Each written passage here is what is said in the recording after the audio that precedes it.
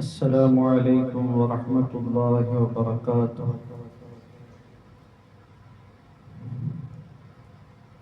الحمد لله نحمده ونستعينه ونؤمن به ونتوكل عليه ونعوذ بالله من شرور أنفسنا ومن سيئات أعمالنا. من يهده الله فلا مضل له ومن يضلل فلا هادي له. وأشهد أن لا إله إلا الله وحده لا شريك له، لا ضد له ولا ند له ولا مثيل. ونشهد أن محمدا عبده ورسوله وحبيبه وخليله، بلغ الرسالة وأدى الأمانة، صلى الله عليه وعلى آله وأصحابه وبارك وسلم تسليما كثيرا كثيرا. أما بعد فأعوذ بالله من الشيطان الرجيم. بسم الله الرحمن الرحيم. ومن أحسن قولا ممن دعا إلى الله وعمل صالحا وقال إنني من المسلمين. صدق الله العظيم. إنما الأعمال بالنيات وإنما لامرئ ما نوى. فمن كانت هجرته إلى دنيا يصيبها أو إلى امرأة ينكحها فهجرته إلى ما هاجر إليه. صدق رسوله النبي الكريم. അല്ലാഹു സുബ്ഹാനഹു വ തആല നമ്മുടെ കൂട്ടത്തെ കബൂലാക്കുമാറാകട്ടെ. ദീനിന്റെ മജ്ലിസുകളിൽ ഈമാൻ, ഇൽമ്, അമലുകൾ ചർച്ച ചെയ്യപ്പെടേണ്ടതാണ്. റസൂലുള്ളാഹി സ്വല്ലല്ലാഹു അലൈഹി വസല്ലം തങ്ങളുടെ കാലത്ത് ഓരോ നമസ്കാരത്തിന് ശേഷവും ദീനിന്റെ മജ്ലിസുകൾ നടക്കുമായിരുന്നു. ആ മജ്ലിസുകളിൽ നിന്ന് അവർ ശരിയായി ദീൻ പഠിക്കുകയും മനസ്സിലാക്കുകയും ചെയ്യുമായിരുന്നു. ഉമർ റളിയല്ലാഹു അൻഹു പറയുകയുണ്ടായി, തഅല്ലമുൽ ഖുർആൻ തുഅറഫു ബിഹി വതഅമലു ബിഹി തകൂനു മിൻ അഹ്ലിഹി. നിങ്ങൾ ഖുർആൻ പഠിച്ചുകൊണ്ടേയിരിക്കണം, പഠിപ്പിച്ചുകൊണ്ടേയിരിക്കണം. അതിലൂടെയാണ് നിങ്ങൾ അറിയപ്പെടുന്നത്. പള്ളികളിലും വീടുകളിലും എല്ലാ സ്ഥലങ്ങളിലും ഖുർആൻ പഠിക്കുകയും പഠിപ്പിക്കപ്പെടുകയും ചെയ്യുന്ന അവസ്ഥയുണ്ടാകണം. അപ്പോഴാണ് മുസ്ലിമീങ്ങൾ ഇന്ന സ്ഥലത്തുണ്ട്, ഇന്ന വീട്ടിൽ താമസിക്കുന്നുണ്ട്, ഇന്ന പ്രദേശത്തുണ്ട് എന്ന് ജനങ്ങൾ അറിയുന്നത്. വതഅമലു ബിഹി തകൂനു മിൻ അഹ്ലിഹി. ഖുർആന്റെ അറിവ് മാത്രം പോരെ, ഖുർആൻ അനുസരിച്ച് അമൽ ചെയ്യണം. അപ്പോഴാണ് നിങ്ങൾ ഖുർആനിന്റെ ആൾക്കാരായി തീരുന്നത്. ദീനിന്റെ ഉലൂമുകൾ ധാരാളമുണ്ട്. ഖുർആനിനെ അടിസ്ഥാനമാക്കിക്കൊണ്ട് ധാരാളം വിശദീകരണങ്ങളും വിശദാംശങ്ങളും എഴുതപ്പെട്ടിട്ടുണ്ട്. അബ്ദുല്ലാഹി ഇബ്നു ഉമർ റളിയല്ലാഹു അൻഹുമാന്റെ അടുക്കൽ ഒരാൾ എഴുതി ചോദിക്കുകയുണ്ടായി, നിങ്ങൾ എനിക്ക് കുറച്ച് ഇൽമ് എഴുതി അയക്കണം. അബ്ദുല്ലാഹി ഇബ്നു ഉമർ റളിയല്ലാഹു അൻഹുമാ പറയുകയുണ്ടായി, തിരിച്ചെഴുതി, വൽ ഇൽമു അക്ബറു ബിഹി അൻ നക്തുബ. ഞാൻ എഴുതിയാലും തീരാത്തതിനേക്കാൾ കൂടുതലാണ് ഇൽമ്, ദീനിയായ അറിവ്. അതുകൊണ്ട് കൂടുതൽ ഞാൻ എഴുതാനും പ്രസംഗിക്കാനും ഒന്നും ആഗ്രഹിക്കുന്നില്ല. ഇനിസ്തതഅത അൻ തൽഖല്ലാഹ കാഫൽ ലിസാനി അൻ അറാദിൽ മുസ്ലിമീൻ വഗഫീഫൽ ളഹരി അൻ ദിമാഇഹിം വഖമീസൽ ബത്നി അൻ നവാലിഹിം ലാസിമൻ ലിജമാഅതിഹിം ഫഫഅൽ. ഒരുപാട് ഇൽമു വേണം എന്ന് ആവശ്യപ്പെട്ട ഒരാളോട് അബ്ദുല്ലാഹ് ബിൻ ഉമർ റളിയല്ലാഹു അൻഹുമ ഇൽമായി 4 കാര്യങ്ങളെ പരിചയപ്പെടുത്തി. ഇനിസ്തതഅത അൻ തൽഖല്ലാഹ്, നീ അല്ലാഹനെ കണ്ടുമുട്ടാൻ കഴിയുമെങ്കിൽ ഈ 4 ഗുണങ്ങളോടെ അല്ലാഹനെ കണ്ടുമുട്ടണം. ഒന്നാമതായി കാഫൽ ലിസാനി അൻ അറാദിൽ മുസ്ലിമീൻ, മുസ്ലിമീങ്ങളുടെ അഭിമാനത്തിന് ക്ഷതം വരുന്ന കാര്യങ്ങൾ വർത്തമാനം പറയുന്നതിൽ നിന്ന് നാവിനെ സൂക്ഷിക്കണം. രണ്ടാമതായി ഖഫീഫുൽ ലഹരി അൻ ദിമാഇഹിം, മുസ്ലിമീങ്ങളുടെ രക്തം ഒരിക്കലും ചീന്തരുത്. ഒരു മുസ്ലിമിനെയും നീ ദ്രോഹിക്കരുത്, അവരെ ഉപദ്രവിക്കരുത്, അവരുടെ രക്തം ചീന്തരുത്. മൂന്നാമതായി പറഞ്ഞത് ഖമീസൽ ബത്നി അൻ അവ്വാലിഹിം, അവരുടെ സമ്പത്തിനെ അന്യായമായി കയ്യേറ്റം ചെയ്തുകൊണ്ട് നിന്റെ പള്ള വീർപ്പിക്കരുത്. നാലാമതായി പറഞ്ഞു ലുസൂമൻ ലി ജമാഅതിഹിം,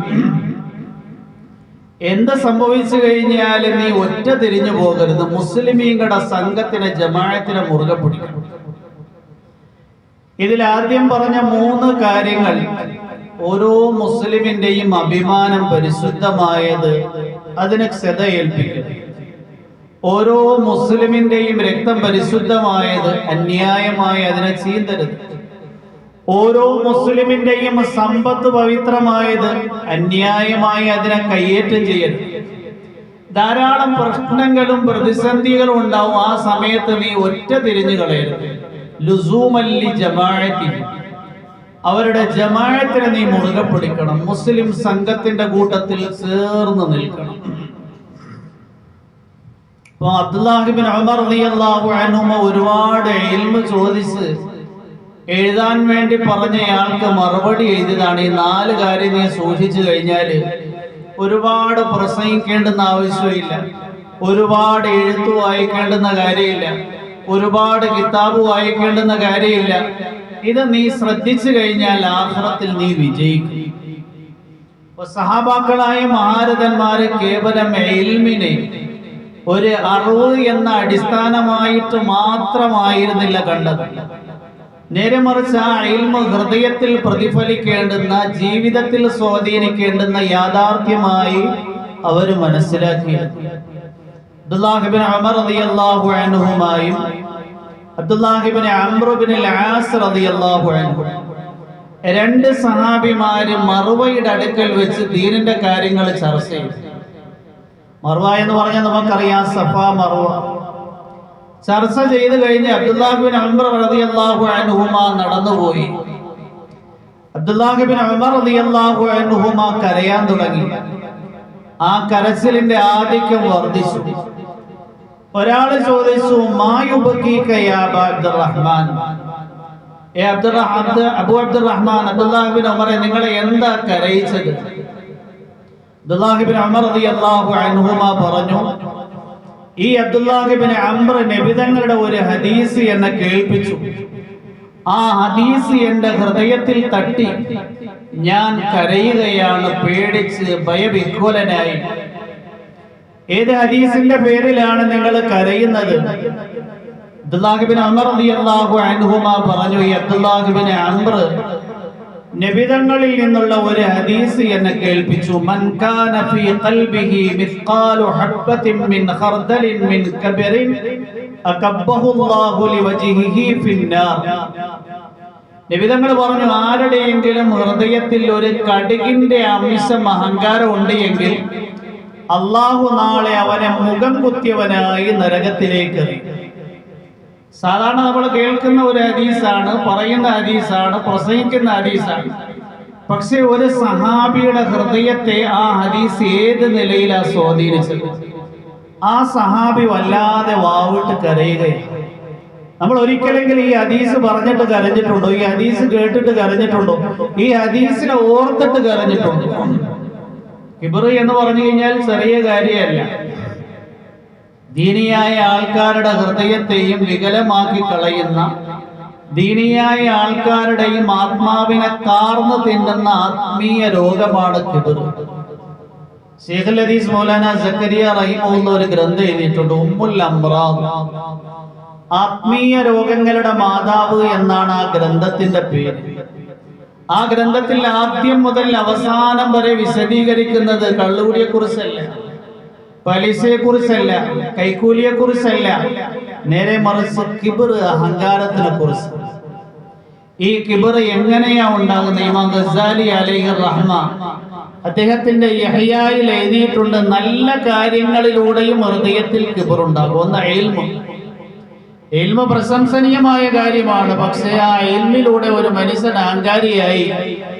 നബി തങ്ങൾ പറഞ്ഞു, ആഫത്തുൽ ഇൽമി അൽ കിബ്രിയ, ഇൽമിന്റെ അപകട അഹങ്കാരമാണ്. എനിക്ക് വലിയ ഇൽമുണ്ട്, എന്നെക്കാൾ അറിവുള്ള ആരുമില്ല. ഇത് ചിന്തിച്ചിട്ടാണ് പിശാച് അള്ളാഹുവിന്റെ അനുഗ്രഹത്തിൽ തടയപ്പെട്ടു പോയത്. രണ്ടാമതായി അമലിന്റെ പേരിൽ കിബർ ഉണ്ടാവും. അമൽ പ്രശംസനീയമായ കാര്യമാണ്, അള്ളാഹ് ആഗ്രഹിക്കുന്ന കാര്യമാണ്. ഒരാൾ ചിന്തിക്കുക, ഞാൻ താജുസ്കരിക്കുന്ന ആളാണ്, ഞാൻ രാവിലെ വൈകുന്നവരും ദിക്ർ പൂർത്തിയാക്കുന്ന ആളാണ്, ഞാൻ ഒരുപാട് ഖുർആൻ ഓതുന്നയാളാണ്, ഇന്നയാൾ ഖുർആൻ ഓതുന്നില്ല, ദിക്ർ ചെയ്യുന്നില്ല, അയാൾ അമൽ ചെയ്യുന്നില്ല. ഇങ്ങനെ മറ്റൊരാളെ അവമതിപ്പോടുകൂടി കണ്ട് തന്റെ അമലിൽ ആരെങ്കിലും ഹൃദയം കൊണ്ട് പ്രവൃത്തി നടിക്കുന്നുവെങ്കിൽ അത് അഹങ്കാരമാണ്. മൂന്നാമതായി കിബറിന്റെ അസ്ബാബുകളിൽ പറയുന്നത് സമ്പത്തുണ്ട് എങ്കിൽ ഹൃദയത്തിൽ അഹങ്കാരം ഉണ്ടാവും. നാലാമത് സൗന്ദര്യത്തിന്റെ പേരിലും ഹൃദയത്തിൽ അഹങ്കാരം ഉണ്ടാവും.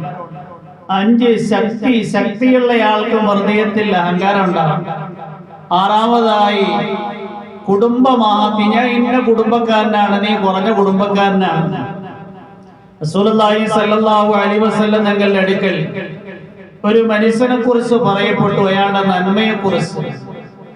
അപ്പൊ അയാൾ എന്ത് ചെയ്തു? മറ്റൊരാളുമായി വഴക്കുണ്ടാക്കി, ഞാൻ ഇന്ന കുടുംബക്കാരനാണ്, ലാ ബലക, നിനക്ക് പിതാവില്ലാതെ പോകട്ടെ, നീ ജാരസന്തതിയാണ് എന്ന് പറഞ്ഞു. റസൂലുള്ളാഹി സ്വല്ലല്ലാഹു അലൈഹി വസല്ലം തങ്ങൾ ഇത് കേട്ടപ്പം പറഞ്ഞു, മൂസാ നബി അലൈഹിസ്സലാമിന്റെ അടുക്കൽ ഒരാള് മറ്റൊരാളുമായി സണ്ട കൂടി. എന്നിട്ട് എന്ത് ചെയ്ത്? ഒരാള് പറഞ്ഞു, ഞാൻ ഇന്നയാളുടെ മകൻ, ഇന്നയാളുടെ മകൻ, ഇന്നയാളുടെ മകൻ, ഇന്നയാളുടെ മകൻ, ഇങ്ങനെ 9 പിതാക്കന്മാരുടെ പേര് പറഞ്ഞു. മൂസാ നബി അലൈഹിസ്സലാം പറഞ്ഞു, നിങ്ങൾ ഈ പറഞ്ഞ 9 ഉപ്പമാര് നരകത്തിലാണ്, നിങ്ങൾ 10ാമത്തെയാണ്. അപ്പൊ കുടുംബത്തിന്റെയും ഗോത്രത്തിന്റെയും പേരിൽ ഹൃദയത്തിൽ അഹന്ത വരാൻ സാധ്യതയുണ്ട്. അതുപോലെ ഏഴാമതായി ഭൂരിപക്ഷം അംഗബലം. ഞങ്ങൾക്കാണ് എങ്കിൽ അണികൾ ഒരുപാടുണ്ട്, ഞങ്ങൾ ഈ അണികളെ ഉപയോഗിച്ചുകൊണ്ട് എന്ത് പ്രവർത്തിക്കും? ഇതും ഹൃദയത്തിൽ ഉണ്ടാകുന്ന അഹന്തയുടെ അടിസ്ഥാനമാണ്.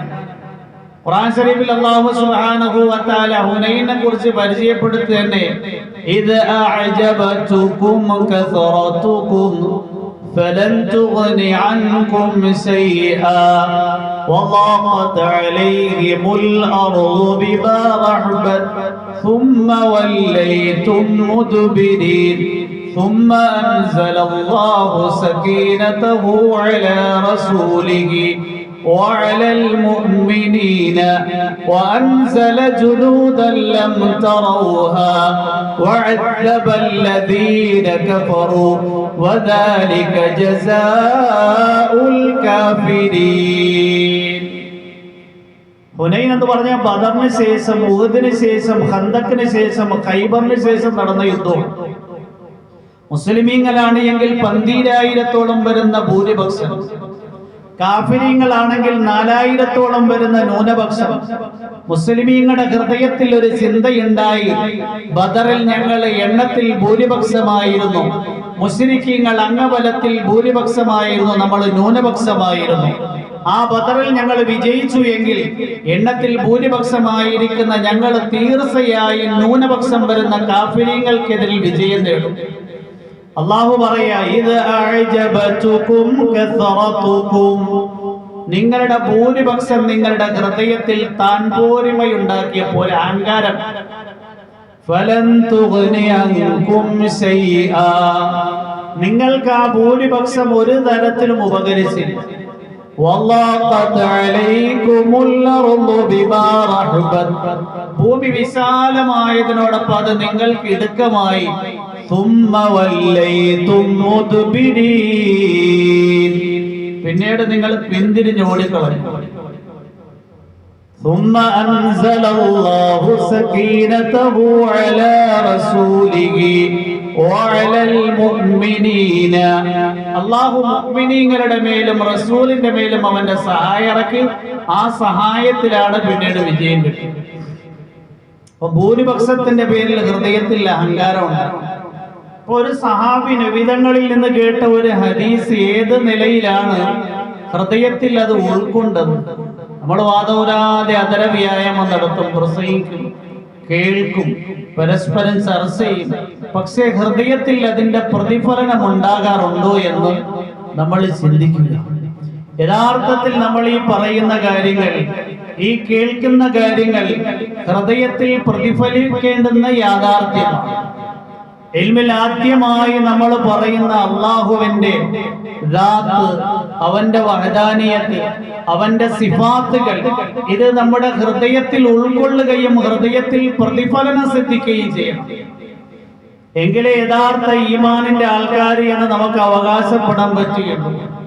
ഈമാൻ എന്ന് പറഞ്ഞു കഴിഞ്ഞാൽ ഹൃദയത്തിൽ സ്ഥാപിക്കപ്പെടേണ്ടുന്ന യാഥാർത്ഥ്യമാണ്. നാവ് കൊണ്ട് ഈമാനിന്റെ കാര്യങ്ങൾ പറയൽ എളുപ്പമാണ്, ചെവി കൊണ്ട് ഈമാന്റെ കാര്യങ്ങൾ കേൾക്കൽ എളുപ്പമാണ്, മസ്തിഷ്കത്തിൽ ഈമാന്റെ ആശയങ്ങൾ ഓർമ്മ വയ്ക്കൽ എളുപ്പമാണ്, വാള്യങ്ങളുള്ള ഗ്രന്ഥം എഴുതൽ എളുപ്പമാണ് ഈമാന്റെ വിഷയത്തിൽ. യഥാർത്ഥത്തിൽ ഈമാൻ സ്ഥാപിക്കപ്പെടേണ്ടുന്ന ഇടം ഹൃദയമാണ്. ഹൃദയത്തിൽ അല്ലാഹു മാത്രം പ്രതിഫലിക്കുന്ന അവസ്ഥ, അല്ലാഹുവിന്റെ ഖുദ്റത്ത് ഹൃദയത്തിൽ ഗാലിബാകുന്ന അവസ്ഥ. ഇന്ന് മഖ്ലൂക്കുകൾ, വസ്തുക്കൾ, സൃഷ്ടികൾ നമ്മുടെ ഹൃദയത്തെ കീഴടക്കിയത് കൊണ്ട് ഈ വസ്തുക്കൾക്ക് വേണ്ടി അല്ലാഹുവിനെ ഉപേക്ഷിക്കുന്ന അവസ്ഥ. അഥവാ ഹൃദയത്തിൽ അല്ലാഹുവിന്റെ ഖുദ്റത്ത് ഗാലിബായി കഴിഞ്ഞാൽ അല്ലാഹുവിന് വേണ്ടി നമ്മൾ ഈ വസ്തുക്കളെ ത്യജിക്കും. അല്ലാഹുവിന് വേണ്ടി നമസ്കാരത്തിന് വേണ്ടി കച്ചവടം ചരിക്കും. ദഅവത്തിന് വേണ്ടി നമ്മുടെ ദുനിയാവിന്റെ കാര്യങ്ങൾ ത്യജിക്കാൻ തയ്യാറാവും. എപ്പോഴാണ് നമ്മുടെ ഹൃദയത്തിൽ അല്ലാഹുവിന്റെ ഖുദ്റത്ത് ഗാലിബാകുക? വല്ലാഹു ഗാലിബുൻ അലാ അംരിഹി. അല്ലാഹു എല്ലാ കാര്യത്തിന്റെയും മേൽ അതിജയിക്കുന്നവനാണ്. മനുഷ്യൻ, സൃഷ്ടികൾ, ഇതൊക്കെ അല്ലാഹുവിന്റെ സൃഷ്ടികളാണ്, അല്ലാഹുവിന്റെ നിയന്ത്രണത്തിന് വിധേയരാണ്. ഇവർക്കൊന്നും സ്വന്തമായി എന്തെങ്കിലും ചെയ്യാനോ, ആർക്കെങ്കിലും ഉപകാരം ചെയ്യാനോ, ആർക്കെങ്കിലും ദ്രോഹമേൽപ്പിക്കാനോ കഴിയില്ല. റസൂലുള്ളാഹി സ്വല്ലല്ലാഹു അലൈഹി വസല്ലം തങ്ങള് ഈ യാഥാർത്ഥ്യവുമായി കടന്നു വരുന്ന വേളയിൽ നബിതങ്ങളുടെ കുടുംബക്കാര്, നബിതങ്ങളുടെ നാട്ടുകാര്, നബിതങ്ങളുടെ രാജ്യക്കാരൊക്കെ ഇതിനെതിരായി. എന്നാൽ അല്ലാഹു സുബ്ഹാനഹു വ തആല അവന്റെ ഖുദ്റത്ത് കൊണ്ട് അല്ലാഹു സുബ്ഹാനഹു വ തആല നബിതങ്ങളെയും ദീനിനെയും വിജയിപ്പിച്ചു. ആ കുടുംബത്തിൽ, ആ പ്രദേശത്തിൽ, ആ രാജ്യത്ത് പടിപടിയായി അറേബ്യൻ ഭൂഖണ്ഡത്തിൽ, അത് കഴിഞ്ഞിട്ട് ലോകമെമ്പാടും അല്ലാഹു ദീനെ വ്യാപിപ്പിച്ചു. നബിതങ്ങളെയും ദീനിനെയും ഇല്ലായ്മ ചെയ്യുന്നതിനു വേണ്ടി ബാത്തിലിന്റെ ശക്തികൾ ഭാഗ്യമായ മുഴുവൻ സംവിധാനങ്ങളും ഉപയോഗിച്ചുകൊണ്ട് നബിതങ്ങൾക്കും ദീനിനും എതിരിൽ നിലയുറപ്പിച്ചു. റസൂലുള്ളാഹി സ്വല്ലല്ലാഹു അലൈഹി വസല്ലം തങ്ങൾ മറ്റ് ദേശത്തിലേക്ക് ദീനിനെയും ദഅവത്തിനെയും ആഹ്വാനം. ഹജ്ജിനു വേണ്ടി വന്ന ഖബീലക്കാരുടെ അടുക്കൽ ദീനെ സമർപ്പിച്ചു. മദീനക്കാരായ അൻസാരികൾ ദീൻ ഉൾക്കൊള്ളാൻ തയ്യാറായി.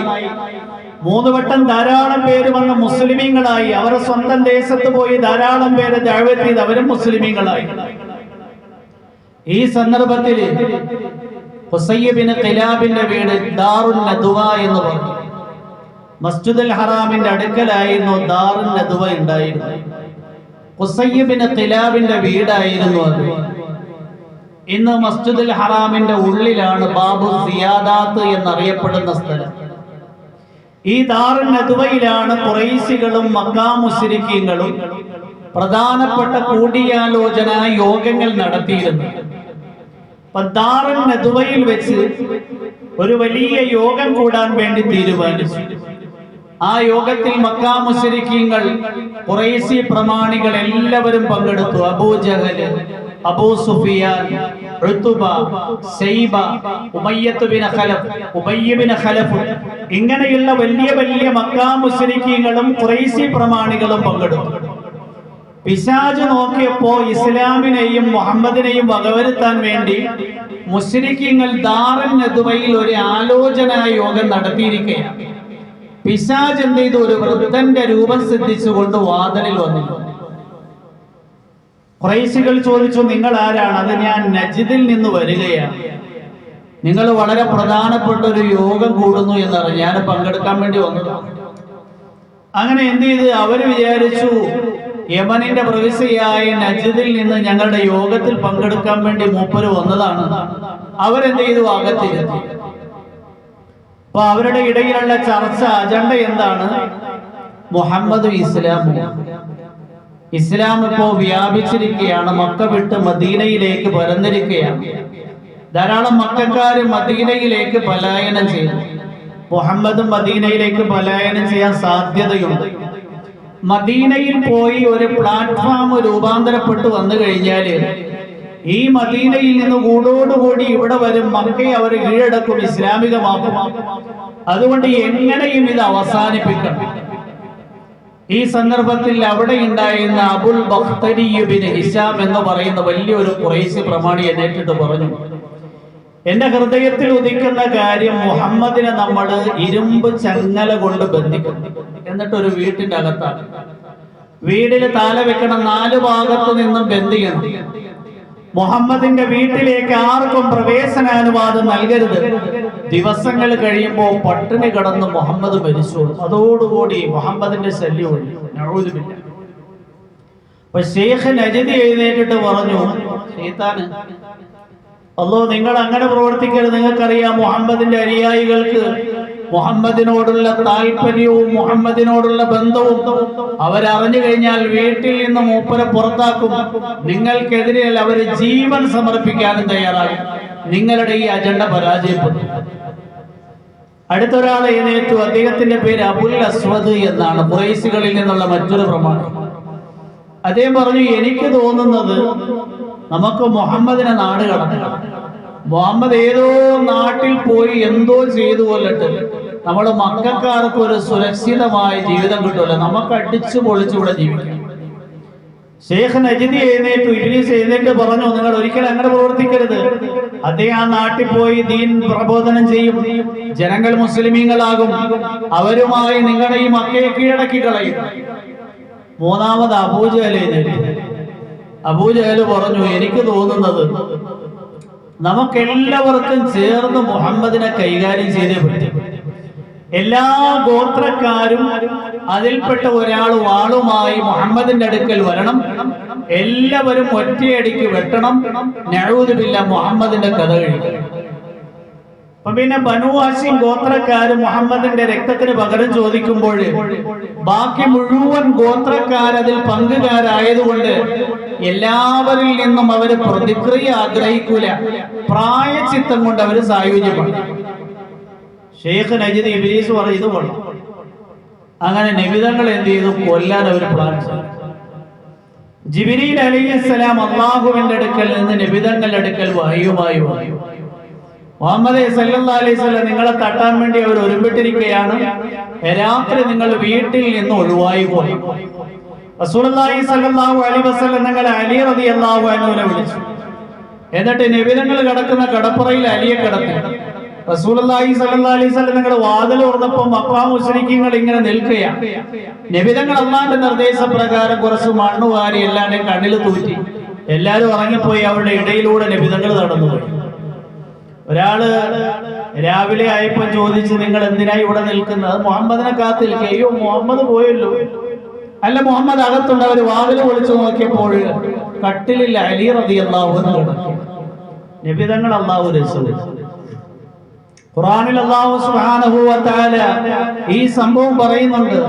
ഇദ് യമകുറു ബികല്ലദീന കഫറു ലിയുത്ബിതൂക ഔ യഖ്തുലൂക ഔ യുഖ്രിജൂക വയംകുറൂന വയംകുറുല്ലാഹ് വല്ലാഹു ഖൈറുൽ മാകിരീൻ. ഇദ് യംകുറു ബികല്ലദീന കഫറു. മുഹമ്മദേ, നിങ്ങൾക്കെതിരിൽ കാഫിരീങ്ങൾ കുതന്ത്രം മെനഞ്ഞ സന്ദർഭം. ലിയുസ്ബിതൂക, അവരിൽപ്പെട്ട ഒരാൾ പറഞ്ഞത് നിങ്ങളെ ബന്ധിച്ച് വീട്ടിന്റെ ഉള്ളിലാക്കണം. ഔ യഖ്തുലൂക, അബൂജഹൽ പറഞ്ഞു നിങ്ങളെ കൊല്ലണമെന്ന്. ഔ യുഖ്രിജൂക, അബുൽ അസ്വദ് പറഞ്ഞു നാട്ടിൽ നിന്ന് പുറത്താക്കണം. ഇങ്ങനെ അവര് കുതന്ത്രങ്ങൾ ആസൂത്രണം ചെയ്തു. വയംകുറൂന, അവര് കുതന്ത്രങ്ങൾ മെനഞ്ഞു. വയംകുറുല്ലാഹ്, അല്ലാഹു കുതന്ത്രം മെനഞ്ഞു. വല്ലാഹു ഖൈറുൽ മാകിരീൻ, അല്ലാഹു കുതന്ത്രം മെനയുന്നവനിൽ ഏറ്റവും ഉത്തമൻ. അതുകൊണ്ട് വല്ലാഹു ഗാലിബുൻ അലാ അംരിഹി, നമുക്കാർക്കും അള്ളാഹുവിനെ തോൽപ്പിക്കാൻ പറ്റില്ല. വമാ അൻതും ബിമുഅ്ജിസീൻ, നിങ്ങൾ ആരും അള്ളാഹുവിനെ പരാജയപ്പെടുത്തില്ല. സൃഷ്ടികളെ നിങ്ങൾക്ക് തോൽപ്പിക്കാൻ പറ്റും, സൃഷ്ടികളെ കബളിപ്പിക്കാൻ പറ്റും, സൃഷ്ടികളിൽ നിന്ന് ഒളിച്ചു വെച്ച് എന്തും പ്രവർത്തിക്കാൻ പറ്റും. എന്നാൽ അള്ളാഹുവിനെ കബളിപ്പിക്കാൻ പറ്റില്ല, അള്ളാഹുവിനെ തോൽപ്പിക്കാൻ പറ്റില്ല. വല്ലാഹു ഗാലിബുൻ അലാ അംരിഹി കുല്ല യൗമിൻ ഹുവ ഫീ ശഅൻ, എല്ലാ ദിവസവും അവൻ അവന്റെ ശഅനോടെ, അവന്റെ സ്ഥാനത്തോടെ നിലയുറപ്പിച്ചിരിക്കുകയാണ്. ഈ ഖുദ്റത്തിനെ കുറിച്ചുള്ള ചിന്ത നമ്മുടെ ഹൃദയത്തിൽ ഉണ്ടായി കഴിഞ്ഞാൽ അമലുകളിൽ ഇസ്തിഖാമത്ത് ഉണ്ടാവും. എന്ന് നമ്മുടെ ആവേശത്തോടു കൂടി ദഅവത്ത് ചെയ്യും, പിന്നീട് നോക്കിയാൽ കാണത്തില്ല. ആവേശത്തോടു കൂടി താജ് നിസ്കരിക്കും, പിന്നെ നോക്കിയാൽ താജ്ജില്ല. ആവേശത്തോടു കൂടി ഹലാലൊക്കെ സൂക്ഷിക്കുന്ന അവസ്ഥ, പിന്നെ നോക്കിയാൽ അതിലൊന്നും സൂക്ഷ്മതയില്ല. എന്തുകൊണ്ടാണ്? ഹൃദയത്തിന്റെ ബലക്ഷയത്തിന്റെ പേരിൽ സംഭവിക്കുന്നത്. ഹൃദയത്തിൽ ഈമാൻ ഉണ്ട് എങ്കിൽ എല്ലാ അമലുകളുടെയും ഇസ്തിഅദാദ് ഉണ്ട്. ഹസ്രജി മൗലാന യൂസുഫ് റഹ്മത്തുള്ളാഹി അലൈഹി ഒരു ഉദാഹരണം പറയും. യഥാർത്ഥത്തിൽ നമ്മുടെ ഹൃദയത്തിൽ അള്ളാഹുവിന്റെ ഖുദ്റത്തിനെ കുറിച്ചുള്ള വിശ്വാസം ഉണ്ടായി കഴിഞ്ഞാൽ എല്ലാ അമലുകൾക്കുമുള്ള ഇസ്തിഅദാദ്, കഴിവ് നാം നേടിയെടുത്തവരാണ്. അഥവാ നമ്മുടെ ഹൃദയത്തിൽ ശരിയായി യഖീനില്ല, അള്ളാന്റെ ഖുദ്റത്തിനെ കുറിച്ചുള്ള വിശ്വാസം ഇല്ല എങ്കിൽ നമ്മുടെ ശരീരം അമലുകളുടെ ഇസ്തിഅദാദ് നേടിയ അവസ്ഥയിലാവും. എന്നിട്ട് ഹസ്രജി ഒരു ഉദാഹരണം പറഞ്ഞു. ഒരു രാജാവ് നോക്കിയപ്പോ രാജകൊട്ടാരത്തിലെ ഉദ്യോഗസ്ഥന്റെ കയ്യില് ഒരു സിംഹം കൊത്തിവെച്ചിരിക്കുക. പച്ച കൊത്തുക എന്ന് പറയും, ഇസ്ലാമിൽ ആറാമാണ്. അൽവാസിമത്ത്, നബിതങ്ങള് അള്ളാഹു ശപിച്ചിട്ടുണ്ട്. ലഅനല്ലാഹുൽ വാസിമത്ത വൽ മുസ്തവസിമത്ത വൽ വാസില. എന്താണെങ്കിൽ രാജാവിന് അത് കണ്ടപ്പോൾ ഇഷ്ടപ്പെട്ടു. രാജാവ് പറഞ്ഞു, എന്റെ ശരീരത്തിൽ ഇതുപോലെ ഒരു പച്ച സിംഹം കൊത്തണം. അപ്പൊ ഈ സിംഹം കൊത്തിവെച്ച ആള് പറഞ്ഞു, അയ്യോ നിങ്ങളുടെ ശരീരം അതിനെ പാകാനില്ല. രാജാവിന് ദേഷ്യം വന്നു. എന്റെ കൊട്ടാരത്തിലെ ഒരു ഉദ്യോഗസ്ഥന്റെ കയ്യില് സിംഹത്തിന്റെ പച്ച കൊത്താമെങ്കിൽ ഈ ബൃഹത്തായ രാജ്യം ഭരിക്കുന്ന എന്റെ ശരീരത്തിൽ ഒരു സിംഹം കൊത്താൻ പറ്റത്തില്ലെന്നാണ് അയാൾ പറയുന്നത്. രാജാവ് എന്ത് ചെയ്ത് ഈ സിംഹം കൊത്തുന്നയാളെ വിളിച്ചു, ടാറ്റു ചെയ്യുന്ന ആളെ വിളിച്ചിട്ട് പറഞ്ഞു, എന്റെ നെറ്റിയിൽ നല്ലൊരു സിംഹം കൊത്തിത്തന്നു. അപ്പൊ അയാള് ചോദിച്ച്, രാജാവേ നെറ്റിയിൽ തന്നെ വേണം? ആ നെറ്റിയിൽ തന്നെ കൊത്തണം, എന്റെ കൽപ്പന അനുസരിച്ചാൽ മതി. മൂപ്പൻ എന്ത് ചെയ്ത് സൂചി കൊണ്ട് സിംഹത്തിന്റെ വാല് കൊത്താൻ തുടങ്ങി. സൂചി കൊണ്ടാണല്ലോ കൊത്തുന്നത്, മക്കളാവോ നല്ല വേദന എടുക്കും. രാജാവ് ചോദിച്ചു, നിങ്ങളിപ്പോ എന്താ കൊത്തിക്കൊണ്ടിരിക്കുന്നത്? അത് സിംഹത്തിന്റെ വാല് കൊത്തി ഒരു കാൽ ഭാഗമായിരിക്കും. ഒരു കാര്യം ചെയ്യും, വാലില്ലാത്ത സിംഹം വേറൊരു ഭാഗം കൊത്താൻ വേണ്ടി. അങ്ങനെ ഇയാൾ എന്ത് ചെയ്ത് സിംഹത്തിന്റെ തല കൊത്താൻ വേണ്ടി തുടങ്ങി. ഒരു പകുതിയായപ്പോ രാജാവിന് സഹിക്കാൻ പറ്റും. രാജാവ് ചോദിച്ചു, നിങ്ങൾ ഏത് ഭാഗം ഇപ്പൊ കൊത്തിക്കൊണ്ടിരിക്കുന്നത്? അത് സിംഹത്തിന്റെ തല കൊത്ത്. ഒരു കാര്യം ചെയ്യും, തലയില്ലാത്ത സിംഹം. അയാൾ അടുത്ത സിംഹത്തിന്റെ കൈ കൊത്താൻ വേണ്ടി തുടങ്ങി. ഒരു കൈ പൂർണ്ണമായി കൊത്തിക്കഴിഞ്ഞപ്പോ അയാൾ പറഞ്ഞു, ഒരു കാര്യം ചെയ്യും, ഒരു കൈയുള്ള സിംഹം. പിന്നെ അയാളെന്റെ രണ്ടാമതൊരു കാല് കൊത്തി മുക്കാൽ ഭാഗമായപ്പോൾ രാജാവിന് ഭയങ്കര വേദന. രാജാവ് പറഞ്ഞൊരു കാര്യം ചെയ്യും, മുക്കാൽ കാല് മതി. സിംഹത്തിന്റെ ഉടല് കൊത്താൻ വേണ്ടി തുടങ്ങി. ഏകദേശം ഒരു മുക്കാൽ ഭാഗമായപ്പോ ഒരു കാര്യം ചെയ്യും, മതി. അവസാനം രാജാവിന്റെ നെറ്റിയെല്ലാം വികലമായി. കാല് വാല്, പകുതി തല, മുക്കാൽ ഉടല്, ഒരു കൈ, ഒരു മുക്കാല് കാല്. എങ്ങനെ ഉണ്ടാവും?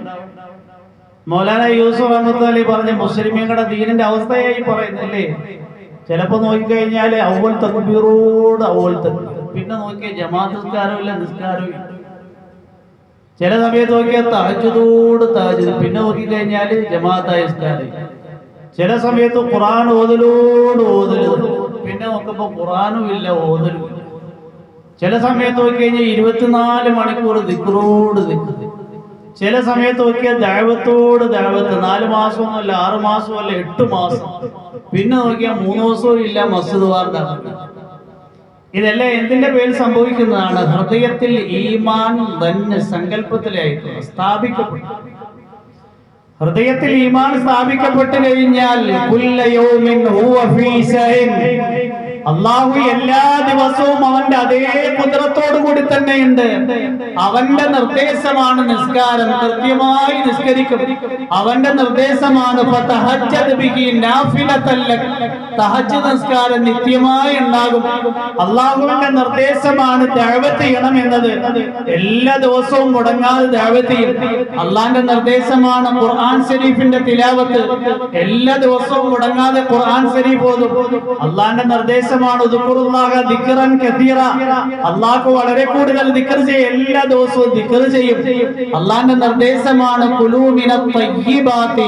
നിങ്ങൾ പരിശുദ്ധമായത് ഹലാല് മാത്രം തിന്നണം, ഹലാല് മാത്രം തിന്നും, ഹലാല് മാത്രം സമ്പാദിക്കും.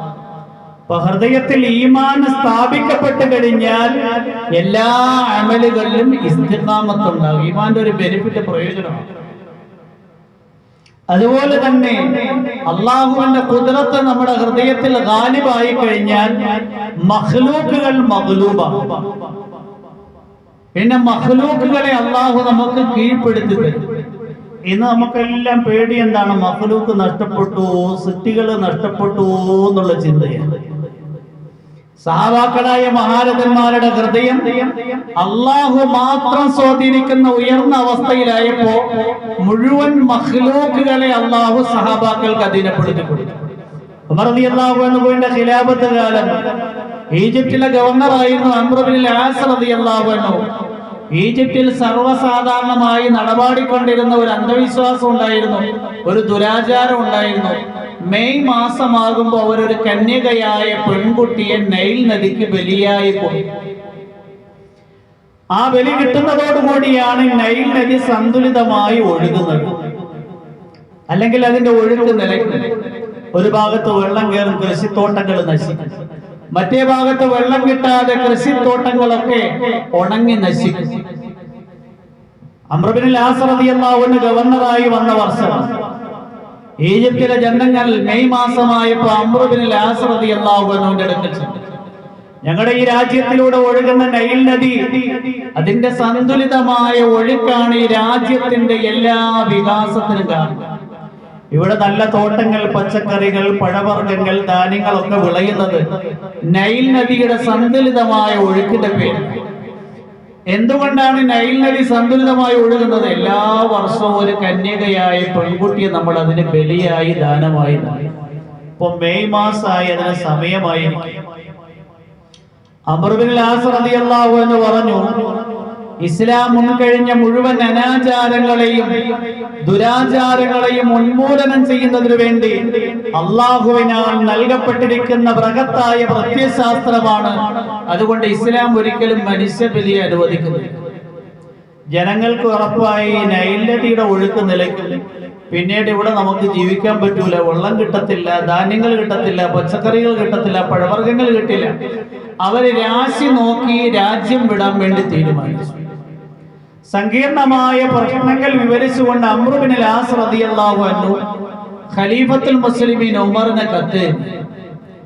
ഉമർ റളിയല്ലാഹു അൻഹു മറുപടി കത്തെഴുതി, നിങ്ങൾ പറഞ്ഞതുപോലെ തന്നെ ഇസ്ലാം മുൻകഴിഞ്ഞ മുഴുവൻ അനാചാരങ്ങളെയും ദുരാചാരങ്ങളെയും ഉന്മൂലനം ചെയ്യുന്നതിന് വേണ്ടി അള്ളാഹുവിനാൽ നൽകപ്പെട്ടിരിക്കുന്ന ബൃഹത്തായ പ്രത്യയശാസ്ത്രമാണ്. ഇസ്ലാം ഒരിക്കലും മനുഷ്യബലിയെ അനുവദിക്കുന്നില്ല. എന്റെ ഈ കത്ത് കിട്ടിക്കഴിഞ്ഞാൽ ഇതിന്റെ ഉള്ളിൽ ചെറിയൊരു കടലാസ് കഷണമുണ്ട്. ആ കടലാസ് കഷണം അങ്ങ് നൈൽ നദിയിലേക്ക് ഇട്ടേ. അംർ ഇബ്നുൽ ആസ് റളിയല്ലാഹു അൻഹു ഈജിപ്തിലെ ജനങ്ങളോട് പറഞ്ഞു, ഉമർ ഫാറൂഖ് റളിയല്ലാഹു അൻഹുവിന്റെ കത്ത് വന്നിരിക്കുകയാണ്, അതിന്റെ ഉള്ളിൽ ചെറിയൊരു കടലാസ് കഷണമുണ്ട്. ആ കടലാസ് കഷണം നൈൽ നദിയിലേക്ക് ഇടാനാണ് നിർദ്ദേശം. ജനങ്ങളൊക്കെ രാശി നോക്കി നാട് വിടാൻ വേണ്ടി തീരുമാനിച്ച ദിവസമാണ് ഉമർ റളിയല്ലാഹു അൻഹുവിന്റെ കത്ത് എത്തുന്നത്. ജനങ്ങൾ നോക്കിയപ്പോൾ ചെറിയൊരു കടലാസ് കഷ്ണം, ഇത് നൈൽ നദിയിലിട്ട എന്ത് സംഭവിക്കാനാണ്? അംർ ഇബ്നുൽ ആസ് റളിയല്ലാഹു അൻഹു പറഞ്ഞു, ഈ കടലാസ് കഷണത്തിൽ ഉമർ റളിയല്ലാഹു അൻഹു എഴുതിയിരിക്കുന്നത് എന്തെന്നറിയോ? മിൻ അബ്ദില്ലാഹി അമീറുൽ മുഅ്മിനീൻ ഉമർ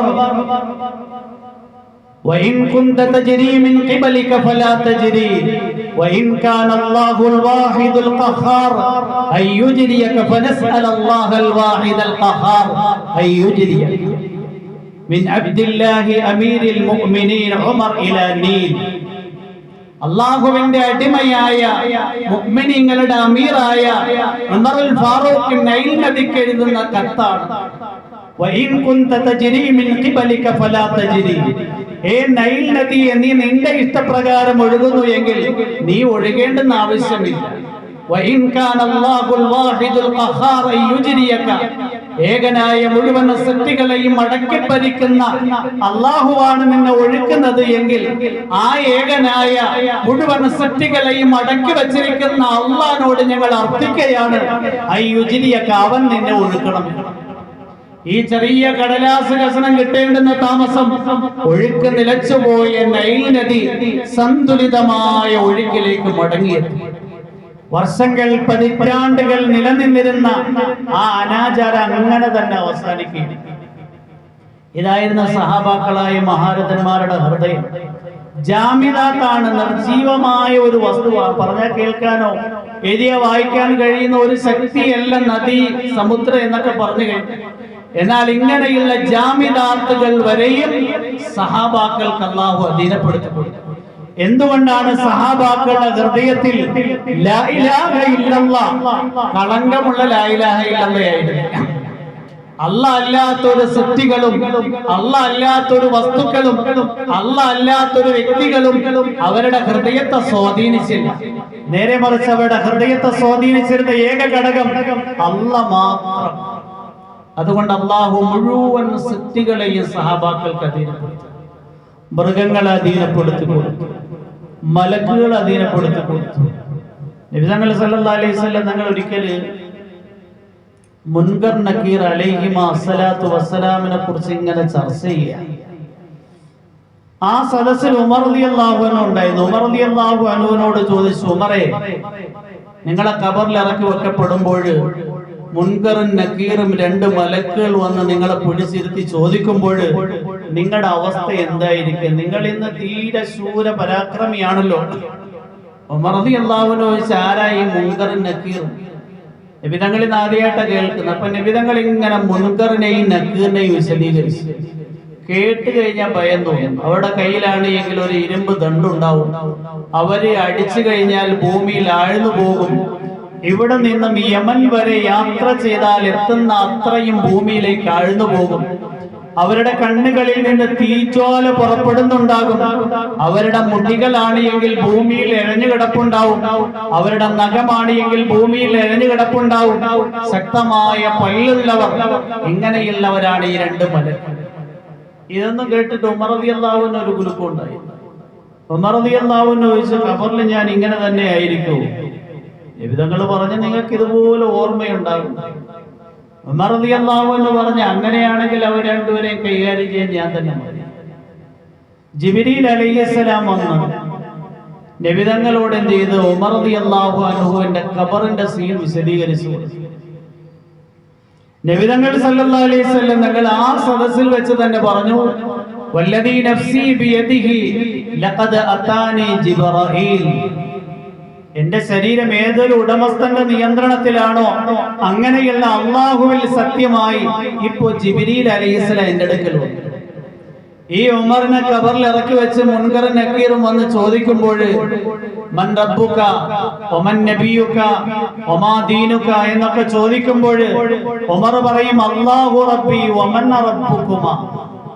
അല്ലാഹുവാണ് എന്റെ റബ്ബ്. മുൻകറും നക്കീറിനോട് അങ്ങോട്ട് ചോദിക്കും, നിങ്ങൾ രണ്ടുപേരുടെയും റബ്ബ് ആരാണ്? മുഹമ്മദുൻ നബി, മുഹമ്മദ് എന്റെ നബിയാണ്. വമാ നബിയുകുമാ, നിങ്ങൾ രണ്ടുപേരുടെ നബി ആരാണ്? വൽ ഇസ്ലാമു ദീനി, ഇസ്ലാമിന്റെ മതമാണ്. വമാ ദീനുകുമാ, നിങ്ങൾ രണ്ടുപേരുടെയും ദീൻ എന്താണ്? മുൻകർ നക്കീർ ആശ്ചര്യഭരിതരായിട്ട് അങ്ങോട്ടും ഇങ്ങോട്ടും ചോദിക്കും, ലഖദ് ഉർസിൽത ഇലൈനാ അം ഉർസിൽനാ ഇലൈക. ഞങ്ങൾ തന്നെ ആശയക്കുഴപ്പത്തിലായിരിക്കുകയാണ്. നിങ്ങളെ ചോദ്യം ചെയ്യാൻ വേണ്ടി അയച്ചതാണോ, അതോ ഞങ്ങളെ ചോദ്യം ചെയ്യാൻ വേണ്ടി അയച്ചതാണോ? എന്തുകൊണ്ടാണ് ഗൈബിയായ നിലാമിനെ കുറിച്ചുള്ള വിശ്വാസവും ഹൃദയത്തിൽ അള്ളാഹുവിന്റെ സൃഷ്ടികൾ എന്ന സങ്കല്പത്തിൽ, യഥാർത്ഥത്തിൽ അള്ളാഹു അല്ലാത്ത മുഴുവൻ ശക്തികൾ, മുഴുവൻ വ്യക്തികൾ, മുഴുവൻ വസ്തുക്കളുടെ പ്രതിഫലനം മാറി ലാ ഇലാഹ ഇല്ലല്ലാഹ് അല്ലാഹ് മാത്രം ഹൃദയത്തിലായപ്പോ അള്ളാഹു എല്ലാത്തിനെയും അധീനപ്പെടുത്തി. സഹാബാക്കളുടെ അവസ്ഥയെ. അപ്പൊ അതുകൊണ്ട് നമ്മൾ ആരും സൃഷ്ടികളെ കൊണ്ട് കാര്യം നടക്കുന്നു, വസ്തുക്കളെ കൊണ്ട് കാര്യം നടക്കുന്നു, ശക്തികളെ കൊണ്ട് കാര്യം നടക്കുന്നു, എന്നെ കൊണ്ട് കാര്യം നടക്കുന്നു എന്ന വിശ്വാസം വരെയും നമ്മളെ വരെ നബിയാണ് നിഷേധിക്കുന്നത്. എങ്കിലേ നമുക്ക് നേട്ടമുണ്ടാവും. എന്നെ കൊണ്ട് ആ കാര്യം നടക്കുന്നു. ഖുർആനിൽ അല്ലാഹു പറയുന്നത് അറിയാമോ?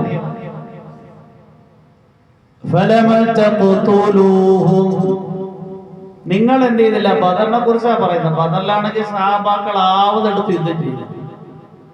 1000-ഓളം വരുന്ന മക്കാ മുശ്രിക്കീങ്ങൾ, ഈ 1000-ഓളം വരുന്ന മക്കാ മുശ്രിക്കീങ്ങൾക്കെതിരിൽ 313-ഓളം വരുന്ന ബലഹീനരായ സഹാബ, ഈ സഹാബാക്കളൊക്കെ അവർക്കെതിരിൽ നേരിട്ടു.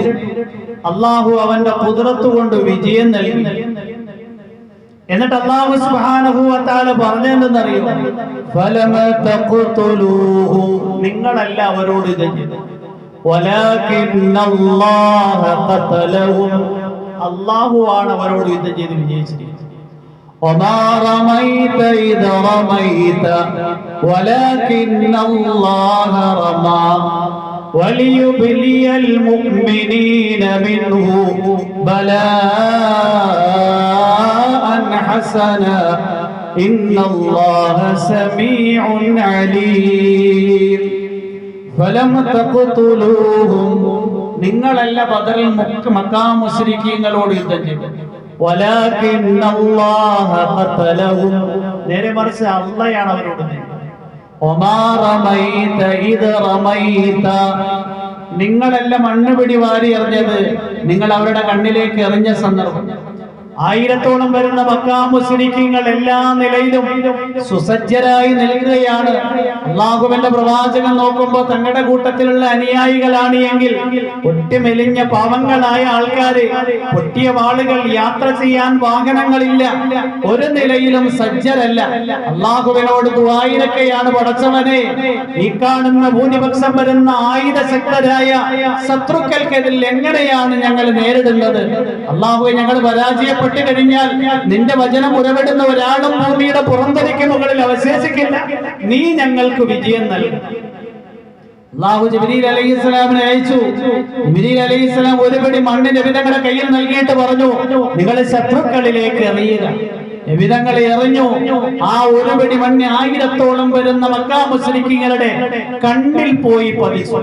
മുസ്ലിമീങ്ങൾ അവരോട് യുദ്ധം ചെയ്യുന്ന വേളയിൽ കണ്ണിൽ പതിച്ച ആ മണലിന്റെ പേരിൽ അവരുടെ ശരീരമാകെ പതറിപ്പോയി. അതിന്റെ കൂട്ടത്തിൽ മലക്കുകളും യുദ്ധം ചെയ്തു.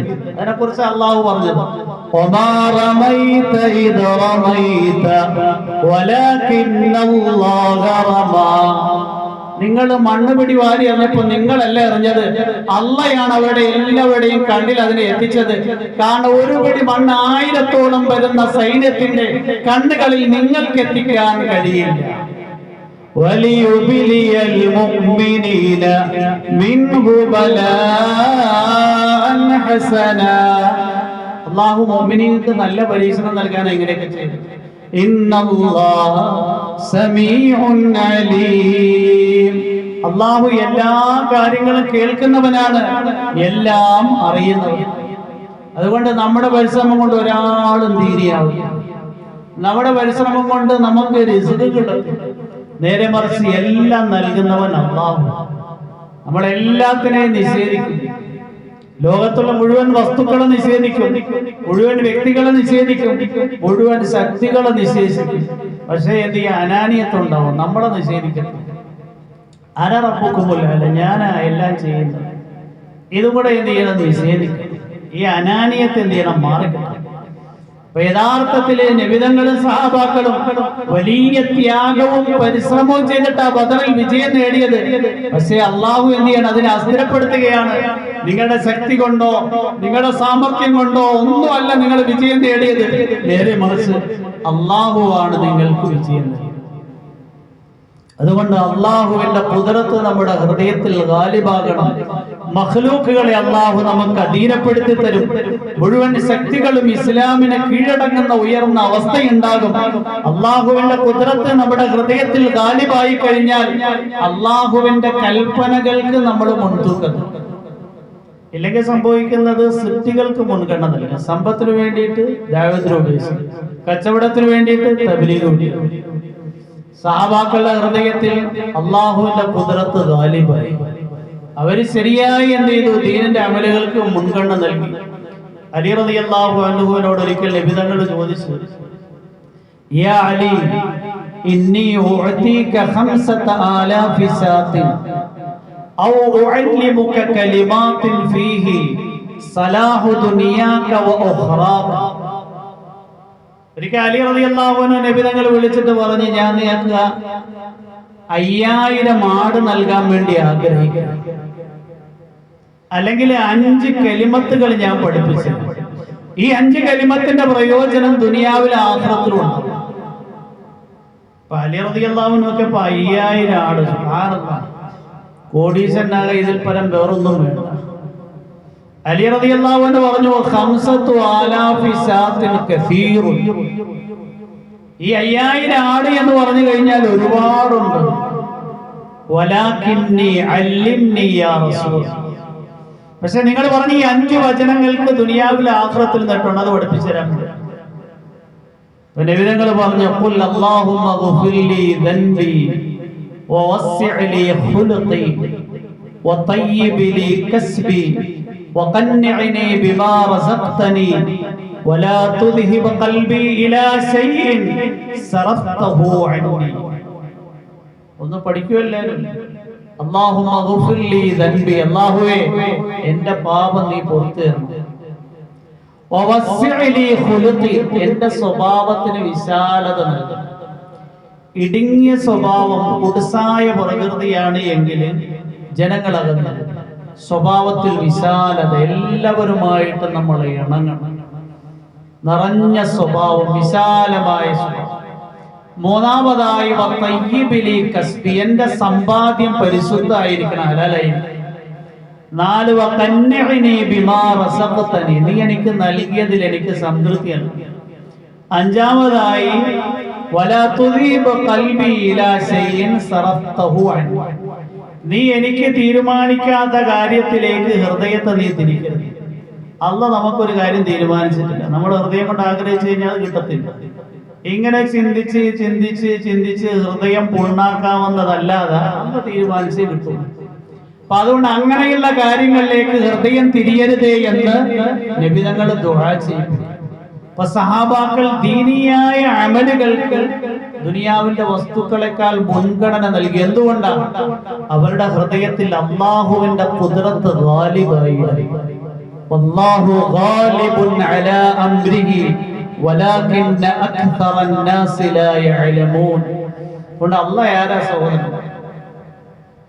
മുശ്രിക്കീങ്ങൾ വന്നിട്ട് നബി തങ്ങളുടെ അടുത്ത് പറഞ്ഞു, ഇൻസിബ് ലനാ റബ്ബക, മുഹമ്മദേ അള്ളാഹുവിന്റെ നസബ് വിശദീകരിച്ചാൽ അള്ളാഹ് ഏത് കുടുംബക്കാരനാണ്, അള്ളാഹ് ഏത് ഗോത്രക്കാരനാണ്, അള്ളാഹ് കുബൈര കുടുംബത്തിൽപ്പെട്ടയാളാണോ അതോ താഴ്ന്ന കുടുംബക്കാരനാണോ?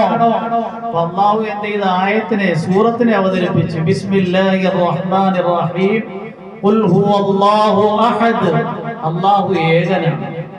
അല്ലാഹു സമദ്, അല്ലാഹുവിലേക്ക് മുഴുവൻ സൃഷ്ടികളും ആവശ്യക്കാരാണ്. അല്ലാഹു ആരിലേക്കും ആവശ്യമില്ലാത്ത നിരാശ്രയനാണ്.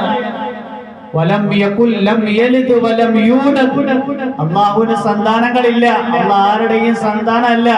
എങ്കിലല്ലേ ഇന്ന കുടുംബക്കാരൻ ഇന്ന ഗോത്രക്കാരൻ എന്ന് പറയാൻ പറ്റുകയുള്ളൂ. അല്ലാഹു കുടുംബവും ഇല്ല, ഗോത്രവും ഇല്ല. വലം യകുൽ ലഹു കുഫുവൻ അഹദ്, അല്ലാഹുവിന് തുല്യനായിട്ട് ആരുമില്ല. നബി തങ്ങൾ ഒരു ഗോത്രത്തിലേക്ക് ഒരു സഹാബിയെ ദഅവത്തിന് വേണ്ടി വിളിച്ചു. ആ ഗോത്ര നേതാവിന്റെ അടുക്കലിന് ആ സഹാബി വന്ന് ദഅവത്ത് ചെയ്തു. ഗോത്ര നേതാവ് ചോദിച്ചു, നിങ്ങൾ ഈ പറയുന്ന അല്ലാഹു അമിനൽ ദഹബി അമ്മിനൽ ഫില്ലതി അമ്മിനൽ ഹദീദി അമ്മിനൻ നുഹാസി, ഈ അല്ലാഹ് സ്വർണം കൊണ്ടുള്ളവനാണോ അതോ വെള്ളി കൊണ്ടുള്ളവനാണോ അതോ ഇരുമ്പ് കൊണ്ടുള്ളവനാണോ അതോ ചെമ്പ് കൊണ്ടുള്ളവനാണോ? സഹാബി നിരാശനായിട്ട് വന്നിട്ട് നബി തങ്ങളടുത്ത് പറഞ്ഞു, അല്ലാഹുവിന്റെ റസൂൽ അദ്ദേഹം ദഅവത്തിനെ അംഗീകരിക്കുന്നില്ല. നബി തങ്ങൾ രണ്ടാമതും ആ സഹാബി ഗോത്ര നേതാവിന്റെ അടുക്കൽ എത്തിച്ചു. അപ്പോഴും അദ്ദേഹം ചോദിച്ചു, നിങ്ങൾ ഈ പരിചയപ്പെടുത്തുന്ന അല്ലാഹു സ്വർണത്തിനാലുള്ളവനാണോ വെള്ളിയിനാലുള്ളവനാണോ ഇരുമ്പോ ചെമ്പോ കൊണ്ട് നിർമ്മിക്കപ്പെട്ടവനാണോ? രണ്ടാമത് സഹാബി നിരാശനായി മടങ്ങിപ്പോയി. മൂന്നാമത് നബി തങ്ങൾ അയച്ചു. ആ സഹാബി വന്നു, റസൂലുള്ളാഹി സ്വല്ലല്ലാഹു അലൈഹി വസല്ലം തങ്ങളുടെ ദഅവത്തിനെ അറിയിച്ചു. മൂന്നാമതും ആ ഗോത്ര നേതാവ് ചോദിച്ചു, നിങ്ങൾ ഈ പരിചയപ്പെടുത്തുന്ന അല്ലാഹു സ്വർണത്തിനാലുള്ളവനാണോ വെള്ളിയിനാലുള്ളവനാണോ ഇരുമ്പിനാലുള്ളവനാണോ ചെമ്പിനാലുള്ളവനാണോ? സഹാബി മാറി. ഒരു ഇടിനാളം വന്നു. ആ ഇടുക്കി അദ്ദേഹത്തിന്റെ തലയിൽ വന്ന് അദ്ദേഹത്തിന്റെ തലയുടെ ചർമ്മത്തിനെ പൊറച്ചു മാറ്റി മസ്തിഷ്കത്തിനെ കരിച്ചു കളഞ്ഞു. അദ്ദേഹം അങ്ങനെ തന്നെ പൊടഞ്ഞു വീണു. സഹാബി പോയ വഴിക്കായി ഈ സംഭവം നടക്കുന്ന സഹാബി അറിഞ്ഞു.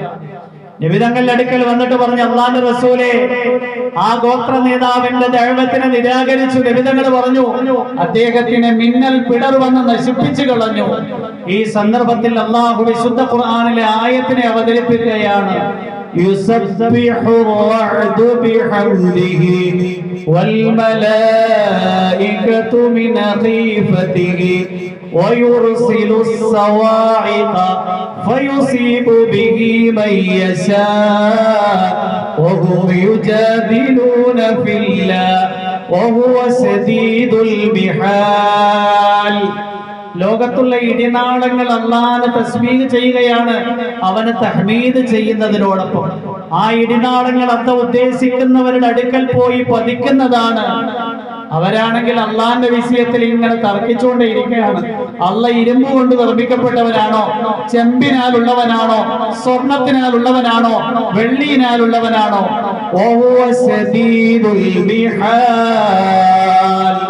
അള്ളാഹു ശക്തമായി കുതന്ത്രം മെനയുന്നവരാണ്. കാരണം കുൻ ഫയകൂന്റെ ഉടമസ്ഥനാണ് അള്ളാഹ്. കുൻ എന്ന് പറഞ്ഞു കഴിഞ്ഞാൽ ലോകത്തെല്ലാം ഉണ്ടാകും. കുൻ എന്ന് പറഞ്ഞു കഴിഞ്ഞാൽ ഈ നിർമ്മിക്കപ്പെട്ടതെല്ലാം അവസാനിച്ചു പോകും. അത്രയും വലിയ ശക്തിയുടെ ഉടമസ്ഥനായ അള്ളാഹുവിന്റെ മഹത്വം നമ്മുടെ ഹൃദയങ്ങളിൽ സ്ഥാപിച്ചു കഴിഞ്ഞാൽ അള്ളാഹ് മുഴുവൻ സൃഷ്ടികളെ നമുക്ക് അധീനപ്പെടുത്തി തരും. അള്ളാഹുവിന്റെ കൽപ്പനകൾക്ക് നമുക്ക് അളമത്തുണ്ടാവും. ഇന്ന് നമ്മൾ ഉറങ്ങി നിസ്കരിക്കുന്നു. ദീന്റെ മജ്‌ലിസ് എനിക്ക് ഉറങ്ങിയിരിക്കുന്നു. ഹൃദയത്തിൽ അള്ളാഹുവിന്റെ ഖുദ്റത്ത് സ്ഥാപിക്കപ്പെട്ട് കഴിഞ്ഞാൽ നമ്മുടെ അമലുകൾക്ക് ശക്തി ഉണ്ടാകും. ആ അമലുകളിലൂടെ നമ്മുടെ എല്ലാ പ്രശ്നങ്ങൾക്കും പരിഹാരം. ദുനിയാവിൽ അള്ളാഹു നമുക്ക് വലിയ ബറക്കത്ത് നൽകും. നമുക്ക് കസറത്ത് ദുനിയാവിന്റെ വസ്തുക്കൾ അറിയാം. ബറക്കത്ത് എന്താണെന്ന് അറിയാം. റസൂലുള്ളാഹി സ്വല്ലല്ലാഹു അലൈഹി വസല്ലം തങ്ങൾ ഉർവത്ത് ബിൻ സാബിഖ എന്ന് പറയുന്ന സഹാബി റസൂലുള്ളാഹി സ്വല്ലല്ലാഹു അലൈഹി വസല്ലം തങ്ങളുടെ അടുക്കൽ വന്നപ്പോൾ നബി തങ്ങൾ സല്ലല്ലാഹു അലൈഹി വസല്ലം തങ്ങൾ ഒട്ടകങ്ങളെയും ആടുകളെയൊക്കെ ജനങ്ങളിൽ നിന്ന് വാങ്ങി വീടുകളിൽ കൊടുക്കുന്ന ഒരാളെ കണ്ടു.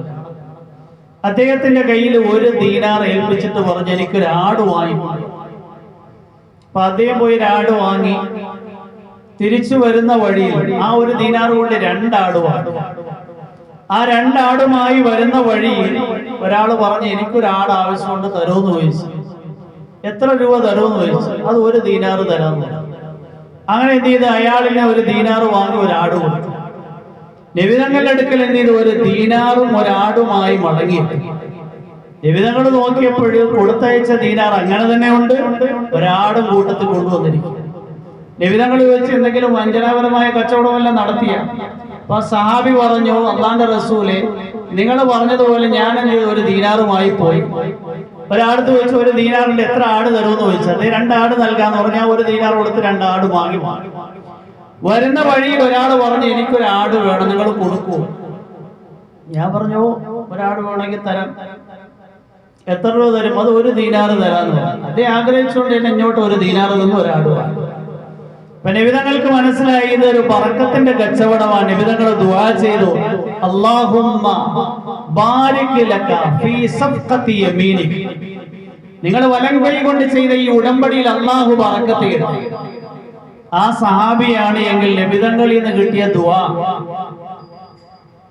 എല്ലാവരും ചേർന്ന് നബി തങ്ങളിൽ നിന്ന് ദുആ കിട്ടിയ ഈ സഹാബി, അദ്ദേഹം ഈ കച്ചവടത്തിന് വേണ്ടിയിട്ട് മദീനയിൽ നിന്ന് ഷാമിൽ പോകുമായിരുന്നു.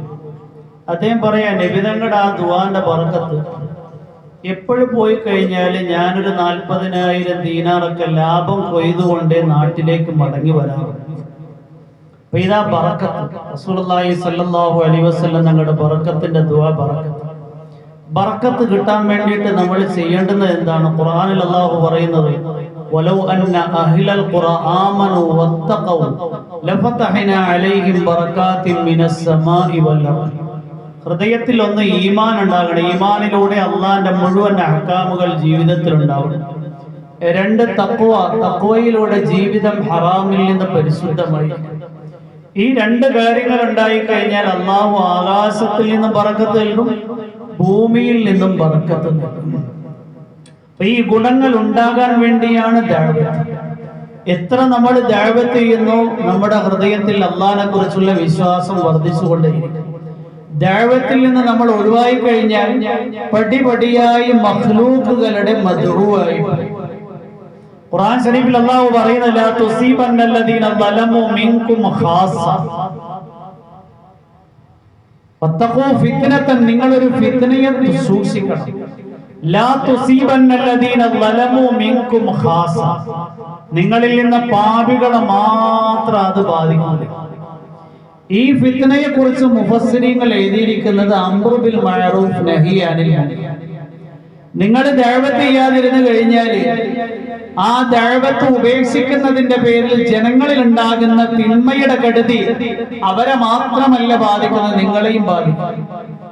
അബ്ദുല്ലാഹ് ഇബ്നു അബ്ബാസ് റളിയല്ലാഹു അൻഹുമ പറയുകയാണ്, നിങ്ങളുടെ വീട്ടിൽ, നിങ്ങളുടെ നാട്ടിൽ, നിങ്ങൾ കാണുന്ന ചുറ്റുവട്ടത്ത് തിന്മകളും പാപങ്ങളും നടക്കുന്നു. നിങ്ങൾ അതിനെ തടയുന്നില്ല എങ്കിൽ അവർക്കതിന്റെ കെടുതി വരുമ്പോൾ നിങ്ങളെയും ആ കെടുതി ബാധിക്കും. അബ്ദുല്ലാഹ് ഇബ്നു മസ്ഊദ് റളിയല്ലാഹു അൻഹു ആയിഷ റളിയല്ലാഹു അൻഹയും വിവരിക്കുകയാണ് ഈ ആയത്തിന്റെ വിശദീകരണത്തിൽ. പൊതുവായി നിങ്ങൾ ദഅവത്ത് ചെയ്തുകൊണ്ടേയിരിക്കണം. നിങ്ങൾ അറിയാതെ നടക്കുന്ന തിന്മയുടെ കെടുതി നിങ്ങളെ ബാധിക്കും.